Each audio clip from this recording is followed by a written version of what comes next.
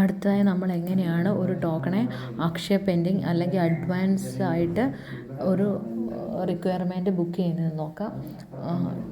നമ്മൾ ഏതാണോ ടോക്കൺ ആ ടോക്കണെ ന്യൂ ടോക്കണിൽ നിന്ന് കോൾ ചെയ്ത് ടോക്കൺ പ്രോസസ്സിൽ വന്ന് അവിടുന്ന് ആ ടോക്കണെ ഒന്ന് എഡിറ്റ് ചെയ്യാനുള്ള ഓപ്ഷനുണ്ട്. എഡിറ്റ് ഓപ്ഷനിൽ നമ്മൾ ബാങ്ക് ഡെപ്പോസിറ്റ് എന്ന് പറയുന്ന സർവീസായിട്ട് മാറ്റി അഗ്രികൾച്ചറാക്കി അഗ്രികൾച്ചറിൽ നിന്ന് ഒരു PM കിസാൻ എന്ന് പറയുന്ന സർവീസായിട്ടും എടുത്തു. അങ്ങനെ നമ്മൾ ചൂസ് ചെയ്ത ടോക്കണിന് സർവീസ് ഐറ്റം PM കിസാനായി. അവിടുന്ന് നമ്മൾ റിട്ടേൺ ക്ലിക്ക് ചെയ്ത് പെൻഡിങ് അക്ഷയ ചൂസ് ചെയ്തു.